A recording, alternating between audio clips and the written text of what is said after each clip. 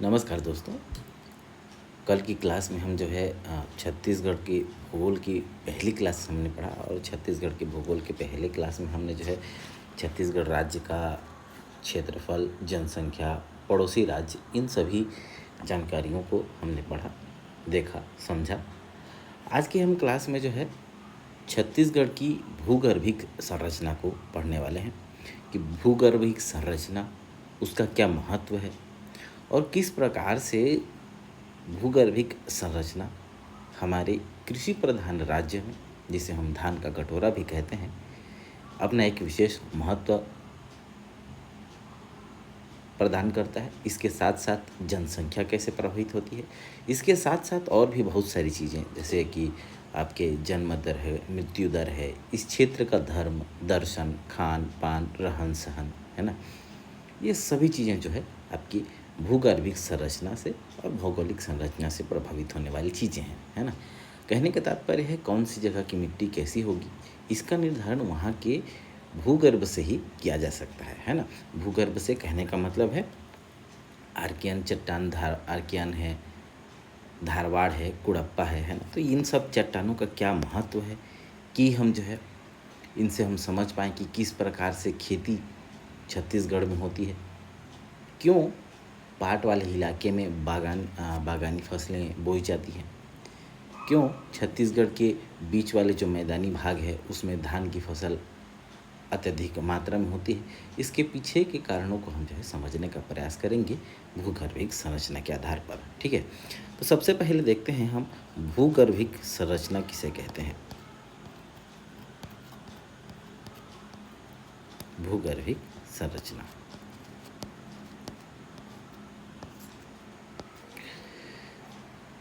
चट्टानों के आधार पर भूगर्भिक संरचना के जो है व्याख्या की जा सकती है चट्टानों के आधार पर। अतः किसी क्षेत्र की भूगर्भिक संरचना से तात्पर्य जो है वहाँ पाए जाने वाले धरातल और धरातल के नीचे पाए जाने वाले चट्टानों के आधार पर जो है संरचना निर्धारित की जाती है। अब भूगर्भिक संरचना के आधार पर हम जो है एक चीज़ और जान सकते हैं, क्या चट्टानों की निर्माण की प्रक्रिया कैसी रही है, निर्माण की प्रक्रिया, और साथ ही साथ उनकी आयु कितनी है ना। जिन चट्टानों का निर्माण प्राचीन काल तथा लावा के जमने से हुआ है वे चट्टानें कठोर तथा जीवाश्म रहित होते हैं। ठीक है, अर्थात जो चट्टान जो है प्राचीन समय से बने हैं वो नीचे दब गए हैं तो क्या होंगे, कठोर होंगे,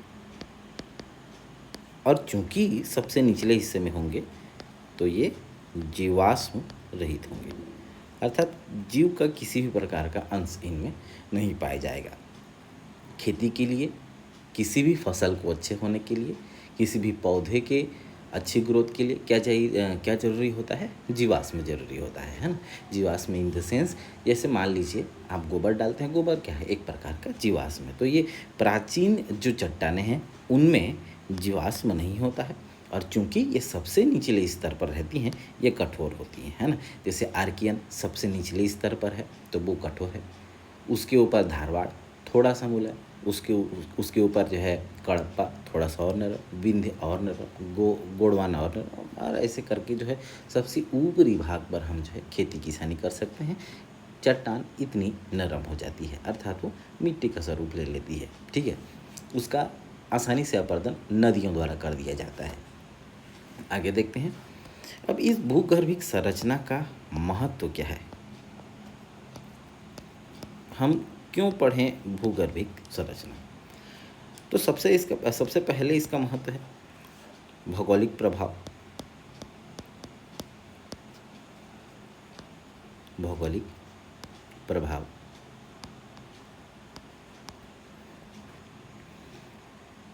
भौगोलिक प्रभाव अर्थात इन चट्टानों के आधार पर ही भौगोलिक तत्व जैसे धरातलीय बनावट, पठारी इलाका होगा, पहाड़ी इलाका होगा, ये सब चीज़ निर्धारित कर सकते हैं। उच्चावच प्रतिरूप, है ना, उच्चावच कौन सा भाग ऊंचा होगा, कौन सा भाग दबा हुआ बेसिन की आकृति का होगा, और इस आधार पर क्या निर्धारित होगी, इस आधार पर हमारी अपवाह प्रणाली बनेगी, है ना। देखते हैं आप बेसिन में, घर का बेसिन होगा, पानी को साइड में डालें, फिर भी वो कहाँ जाता है, बीच वाले हिस्से में जहाँ पर उसका निकासी होता है। इसी के आधार पर क्या निर्धारित होती है, इसी के आधार पर आपकी मृदा निर्धारित होती है कि आपकी लेटराइट होगी, लाल मिट्टी होगी, डोलोमाइट हो, मैं डोलोमाइट कह सकता हूँ, लेटेराइट होगी, लाल मिट्टी होगी, मटासी होगी।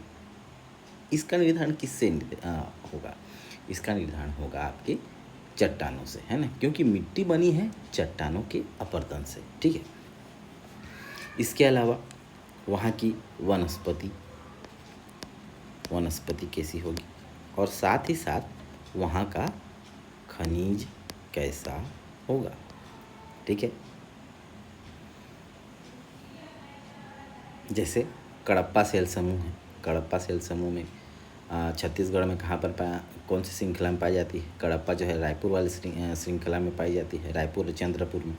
रायपुर वाला इलाका सीमेंट बेल्ट के लिए जाना जाता है, क्यों, क्योंकि वहाँ पर ज़्यादा मात्रा में आपकी चूना पत्थर मिलती है। इसी तरह से धारवाड़ में जो है लोहा इस्क मिलती है ना, तो इसीलिए आप लोगों ने देखा होगा कि दक्षिणी छत्तीसगढ़ में जैसे बायलाडीला वगैरह हो गया, वहाँ से लोहा का खनन बहुत ज़्यादा होता है ना, जो कि छत्तीसगढ़ के आर्थिक दृष्टि से अत्यंत महत्वपूर्ण खनिज है, ठीक है।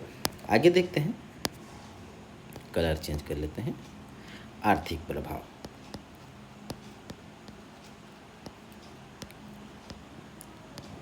जैसा मैंने आपको बताया कि भूगर्भिक संरचना के आधार पर ही किसी क्षेत्र विशेष में कौन कौन से धातुएं पाई जाएंगी, किससे, खनन से।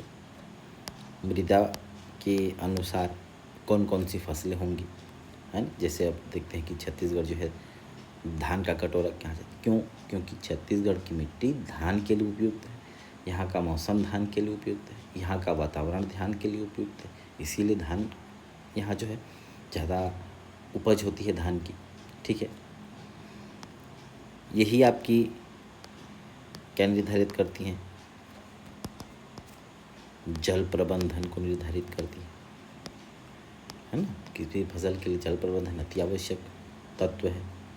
सिंचाई व्यवस्था, तो इन आधारों पर जो हम कह सकते हैं कि चट्टानों का आर्थिक रूप से प्रभाव पड़ता है किसी भी क्षेत्र विशेष की भूगर्भिक संरचना, ठीक है। आगे देखते हैं सामाजिक प्रभाव। क्या सामाजिक प्रभाव पड़ता है भूगर्भिक संरचना का, है ना। भूगर्भिक संरचना के आधार पर ही कह सकते हैं कि जहाँ अच्छी मिट्टी पाई जाएगी अपरदन के फलस्वरूप, वहाँ पर खेती किसानी अच्छी होगी, खेती किसानी अच्छी होगी तो सरप्लस प्रोडक्शन होगा, है ना। आर्थिक रूप से वो क्षेत्र समृद्ध होगा, साथ ही साथ वहाँ की जन्म दर अच्छी होगी, मृत्यु दर भी वहाँ की जो है अपेक्षाकृत अच्छी होगी, है ना। तो ये सब जो है सामाजिक प्रभाव भूगर्भिक संरचना के पड़ते हैं किसी भी क्षेत्र विशेष में। इसके अलावा एक प्रभाव और है, क्या, सांस्कृतिक प्रभाव।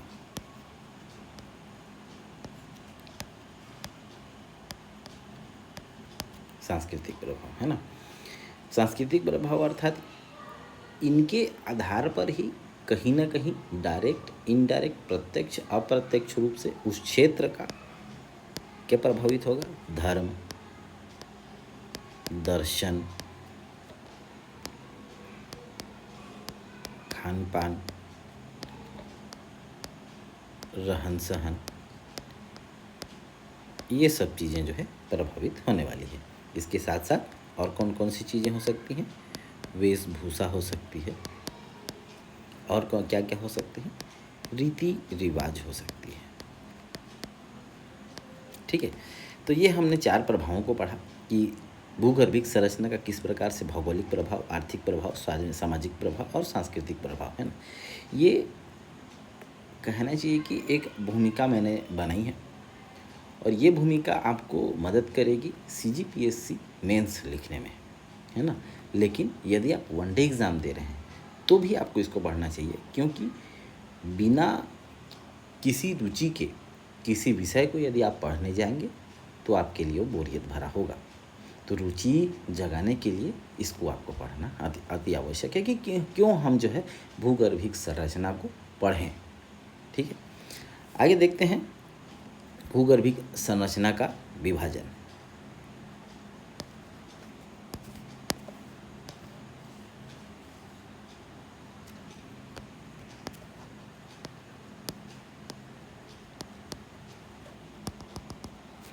ठीक है, किस प्रकार से हम जो है भूगर्भिक संरचना को 2 भागों में विभाजित कर सकते हैं। कौन कौन से? पहला सांस्कृतिक विभाजन और दूसरा है भौगोलिक विभाजन, है ना। सबसे पहले हम सांस्कृतिक विभाजन को देखते हैं।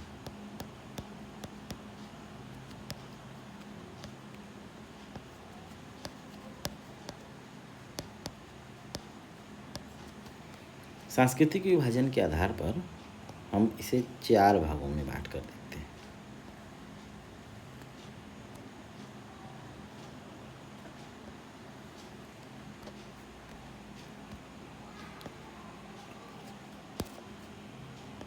कौन कौन से? आद्य महाकल्प, पूरा महाकल्प,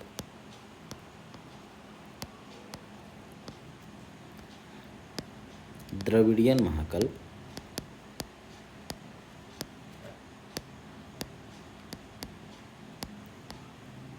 और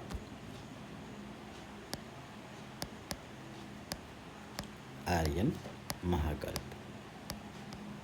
ठीक है, ये हमारे लिए उतने ही ज़्यादा ज़रूरी नहीं है, लेकिन फिर भी हम देख लेते हैं क्या क्या है इसके अंतर्गत। ये विशेषतः जो है जो सेल समूह है उनका कहना चाहिए कि आंतरिक विभाजन है। ठीक है, आद्य महाकल्प में आर्कियन, चट्टान और आपके धारवाड़ सेल समूह आ जाएंगे। पूरा में कडप्पा, कहाँ से आया है? कडप्पा आया है आंध्र प्रदेश के कडप्पा जिले से। ठीक है, विंध्यन पर्वत के नाम से है। ठीक है, और द्रविडियन की बात करें तो ये छत्तीसगढ़ में नहीं मिलती, और आर्य महाकल्प के अंतर्गत गोंडवाना और दक्कन ट्रेप, ये दोनों छत्तीसगढ़ में मिलते हैं। इसके अलावा 2 और इसमें बचते हैं, टर्शियरी और क्वाटरनरी। ये दोनों जो हैं छत्तीसगढ़ में नहीं पाए जाते। ये तो हो गया सांस्कृतिक विभाजन। अब देखते हैं भौगोलिक विभाजन।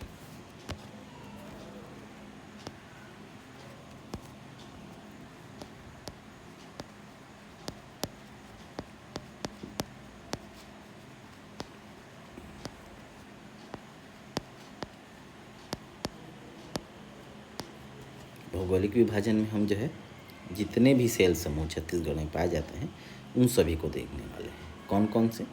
टोटल तो 6 प्रकार के पाए जाते हैं, और 6 में जो है कौन कौन सी श्रृंखला कहाँ कहाँ पाई जाती है, इसका हम विस्तार से आज की क्लास में हम जो है अध्ययन करने वाले हैं।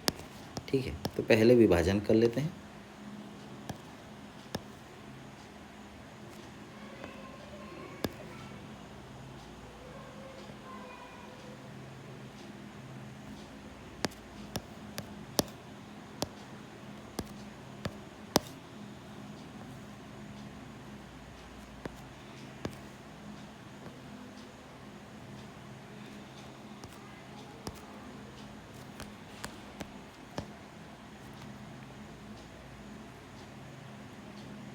यदि आप समझेंगे तो हैंड रिटन क्लास का बहुत महत्व है, वरना स्लाइड में जमे जमाए तो हर कोई पढ़ा रहा है।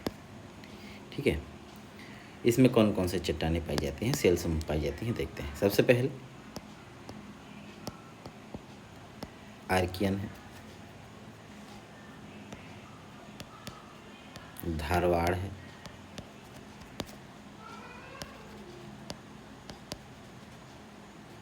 कड़प्पा है,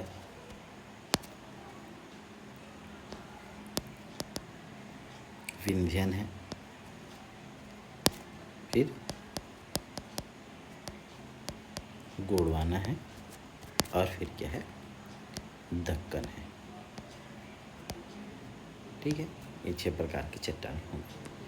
अब जैसे धारवाड़ है, कहाँ कहाँ पाई जाती है? धारवाड़ आपकी पाई जाती है चिल्फी में,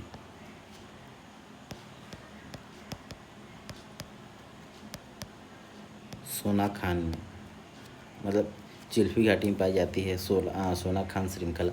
सोनाखान वही श्रृंखला है, कौन सी वाली?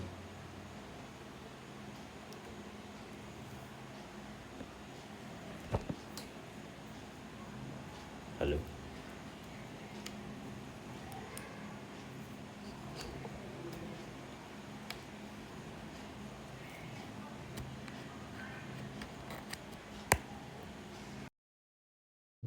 हेलो,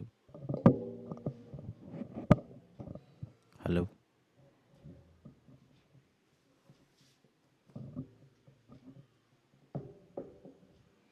हेलो, हेलो, हेलो,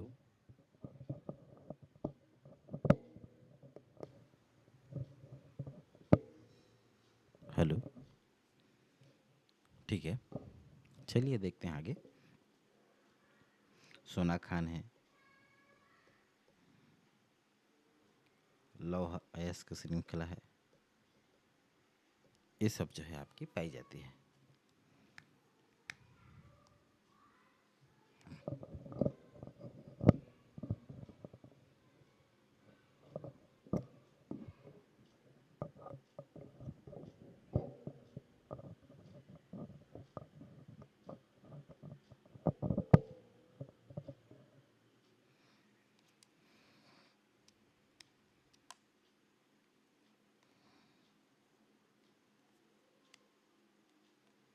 हल हेलो,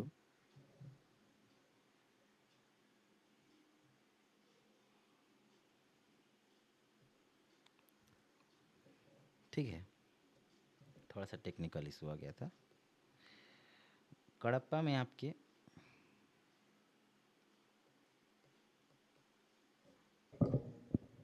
रायपुर श्रृंखला है, और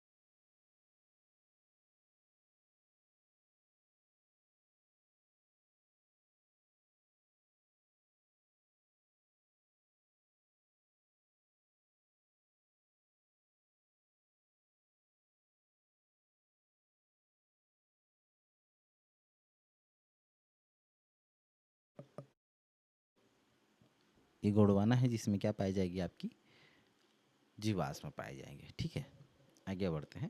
सबसे पहले समझते हैं छत्तीसगढ़ में आर्कियन सेल समूह।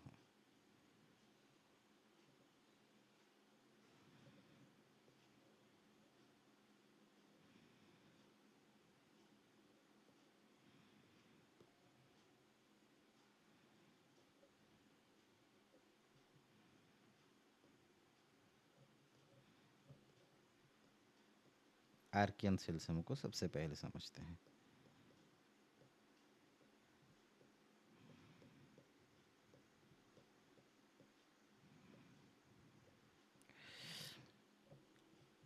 आर्कियन का मतलब ही होता है सबसे प्राचीन।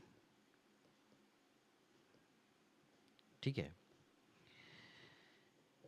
ये सबसे प्राचीन है। और हमने पहले पढ़ा कि जो प्राचीन है वही क्या होगा, कठोर होगा। क्यों? क्योंकि वो सबसे निचले वाले स्तर पे पाया जाता है। ठीक है, इसका निर्माण कैसे हुआ है? इसका निर्माण हुआ है लावा के ठंडा होने से। लावा के ठंडा होने से। ठीक है, ये एक प्रकार जीवाश्म रहित चट्टान है, जीवाश्म इसमें नहीं पाया जाता। ठीक है, ये कौन सी युग की चट्टान है? प्री कैम्ब्रियन युग की चट्टान है। ठीक है, विस्तार इसका कितना है? विस्तार देखते हैं।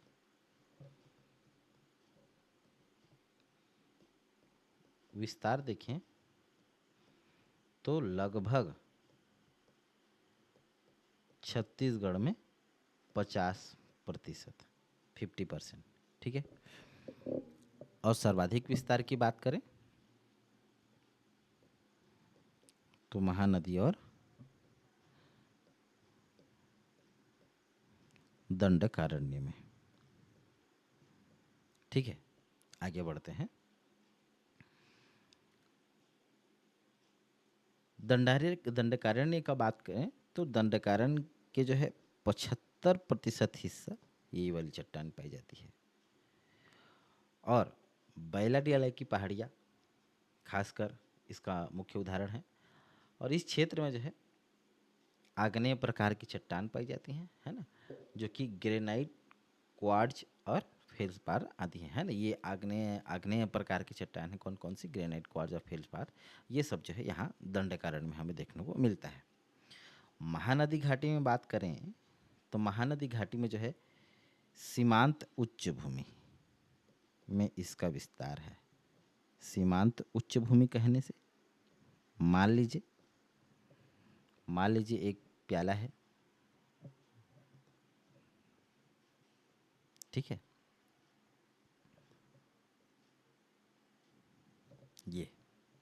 ये वाली जो ऊपरी हिस्सा होती है जिस पर आप मुंह लगाकर पीते हैं, वो वाली क्या हो जाएगी? सीमांत उच्च भूमि।